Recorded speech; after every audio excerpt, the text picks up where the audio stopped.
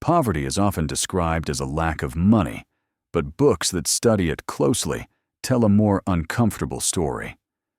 Poverty is also a lack of options, a lack of margin, and a lack of understanding about how money behaves over time.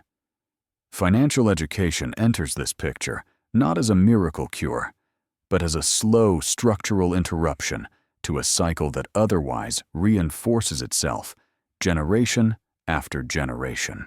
Books written by economists, sociologists, and individuals who escaped poverty themselves tend to agree on one point. Money problems compound. Faster, when people do not understand the rules governing debt, interest, risk, and time. Without that understanding, even small mistakes become permanent setbacks.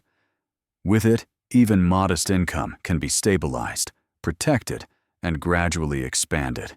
The poverty cycle, as these books describe it, is not maintained by laziness or lack of intelligence. It is maintained by fragility. When income is barely sufficient, there is no buffer. One medical bill, one job loss, one emergency pushes families into debt that extracts future income through interest and fees. Financial education does not eliminate these shocks, but it changes how people respond to them.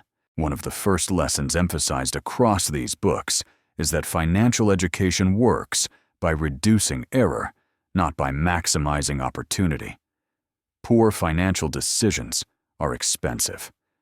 High-interest debt, predatory lending, impulsive consumption under stress, and misunderstanding contracts all drain limited resources. Education reduces these leaks. Progress may appear slow, but stopping the bleeding is often more powerful than chasing growth. Another recurring insight is that financial education changes default behavior. In the absence of understanding, people default to short-term survival strategies. Borrow now, pay later. Avoid paperwork, ignore compounding. These defaults are rational under stress, but destructive over time. Education introduces alternative defaults, comparison before commitment delay, before borrowing saving, before spending, and questioning terms before signing. Books also emphasize that financial education restores agency. Poverty often creates a sense of inevitability. Things happen to you. Bills arrive. Debt accumulates. Penalties appear. Understanding money transforms this experience. People begin to see cause and effect. They learn that small decisions repeat. Repetition creates direction. This awareness does not eliminate hardship, but it weakens fatalism. Another important theme is timing. Many decisions that trap people in poverty are made early before financial education is available. Student loans, credit cards, rent-to-own contracts, and payday lending enter lives before understanding does. Books argue that early financial education has disproportionate impact because it prevents irreversible commitments rather than attempting to undo them later. These books are also clear about what financial education should not be. It should not begin with stock-picking entrepreneurship hype or promises of fast wealth. Those narratives often increase risk-taking without understanding. Effective financial education starts with stability, budgeting cash flow, awareness, emergency buffers, and understanding debt mechanics. Wealth comes later, if at all. Another insight appears around dignity. Many people associate money education with shame. They assume ignorance reflects personal failure. Books that succeed in poverty-focused education remove judgment entirely. They frame money as a system, not a moral scorecard. This reframing invites engagement rather than avoidance. People learn best when curiosity replaces embarrassment. Books also highlight the role of environment. Financial education does not occur in isolation. When communities normalize conversations about money, knowledge spreads informally. Children observe adults discussing trade-offs rather than hiding stress. Over time, This cultural shift weakens the silence that allows financial mistakes to repeat unnoticed. Another recurring lesson is that financial education reduces volatility before it increases wealth. Emergency funds matter more than investment returns. Stable cash flow matters more than upside potential. Books stress that breaking the poverty cycle requires reducing financial swings first. Growth built on instability collapses easily. Stability built slowly endures. These books also challenge the belief that financial education is useless without higher income. While income matters, understanding changes how income is used. Two households earning the same amount can experience radically different trajectories based on financial decisions. Education does not replace opportunity, but it amplifies whatever opportunity exists. Another subtle insight concerns mental bandwidth. Poverty consumes attention. Constant financial stress reduces cognitive capacity. Education simplifies decisions. Automation, rules, defaults. These reduce mental load. With fewer crises to manage, people regain capacity to plan. Planning enables progress. Books on this topic also examine intergenerational effects. Children raised in financially literate households inherit not just better conditions, but better frameworks. They learn how to evaluate choices, delay gratification, and understand trade-offs. This transfer of understanding is often more impactful than any monetary inheritance. Importantly, serious books do not pretend that financial education alone can erase structural inequality. Wages, access, healthcare, and policy matter. But education changes how individuals navigate imperfect systems. It provides armor, not immunity. Over time, armor reduces damage. Another recurring theme is resilience. Financial education prepares people for setbacks. It teaches that downturns are normal, that mistakes are survivable, that recovery is possible. This resilience prevents one bad event from defining a lifetime. As readers move through these books, expectations change. The promise is no longer escape from poverty overnight. The promise is something quieter, control clarity and direction. Progress becomes incremental, but cumulative, and this is where the story begins to narrow. Because once financial education is understood, not as a path to sudden wealth, but as a mechanism for interrupting compounding harm, its value becomes undeniable. It transforms chaos into structure. It replaces inevitability with choice.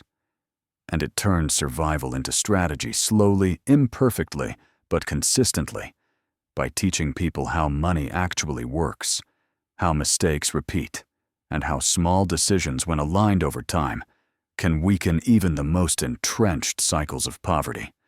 Like learning to install guardrails before the road turns dangerous. And this is where books on financial education become most honest about what actually breaks the poverty cycle and what does not. In the second half of these books, authors move away from theory and focus on lived outcomes. They show that financial education rarely produces dramatic reversals. Instead, it produces non-events, crises that do not spiral, debts that do not compound uncontrollably, emergencies that do not force irreversible decisions. To outsiders, nothing spectacular seems to happen. To those living, everything changes. One of the most important insights is that financial education works through delay. It teaches people how to slow decisions down. In poverty, speed is dangerous. Contracts are signed under pressure. Loans are taken under stress. Choices are made to stop immediate pain rather than long-term harm. Education introduces pause, a pause before borrowing, a pause before spending, a pause before believing promises. That pause, repeated hundreds of times, weakens the cycle. These books also emphasize that breaking poverty is less about upward mobility and more about downward protection. The biggest enemy is not low income alone, but volatility. Income that arrives unpredictably. expenses that spike suddenly. Education helps people smooth these shocks. Emergency funds, even small ones, act as shock absorbers. Insurance becomes understandable rather than mysterious. Budgeting becomes a stabilizer, not a restriction. Another recurring lesson is that financial education changes how people interpret setbacks. Without understanding, setbacks feel personal and final. With understanding, they feel structural and temporary. Books describe how this reframing prevents shame from turning into disengagement. When people understand why something went wrong, they are more likely to adjust than to give up. These books are also clear that financial education must be practical to be effective. Abstract lectures about compound interest mean little when survival is the priority. Education works when it is embedded in real decisions, choosing a loan, negotiating a bill, prioritizing expenses.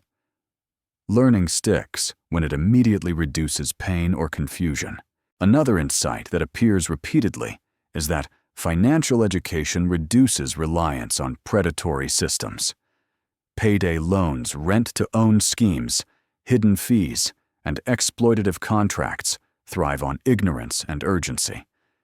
Education exposes these mechanisms. Once seen clearly, they lose much of their power. Avoidance becomes possible. Books also highlight the role of habit formation. Poverty is not broken by one good decision, but by consistent avoidance of bad ones. Financial education creates simple rules: never borrow at certain rates, always keep a buffer, never sign without understanding terms. These rules reduce cognitive load and protect people during stress.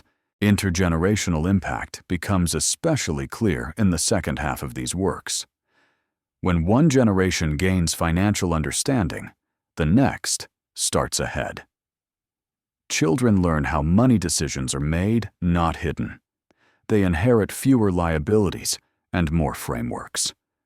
This transfer of knowledge compounds quietly across decades. Importantly, these books reject the myth that motivation alone can break poverty. Motivation burns out under pressure. Education persists. It creates structure where willpower fails. This is why programs that combine financial education with practical support outperform those that rely on inspiration alone. Another critical insight concerns dignity. Financial education restores a sense of control. People stop feeling perpetually behind. They begin to see progress even if slow. Control reduces stress. Reduced stress improves decision-making. Decision-making improves outcomes. The cycle weakens not through force, but through feedback. As these books reach their conclusions, a pattern becomes undeniable. Poverty is not broken by dramatic escape, but by interruption. Fewer penalties, fewer emergencies, fewer compounding mistakes. Over time, these absences accumulate into stability. Stability creates room for opportunity. Opportunity creates choice, and so the lesson resolves quietly. Financial education does not promise riches. It promises orientation. It teaches people how money actually behaves under pressure, how systems extract value when misunderstood, and how small, repeatable decisions can reclaim control over time. The poverty cycle weakens not because income suddenly rises, but because damage stops compounding. If this reflection resonated with you, pause and consider where financial confusion still costs you energy, money, or peace of mind. Awareness is the first interruption of any cycle. Share what stood out to you. And if you want to continue exploring book-based ideas that focus not on fantasies of wealth, but on real tools for stability and progress, subscribe and stay connected. Because poverty is not only a lack of money, it is a lack of options. And education patiently applied is how options begin to return.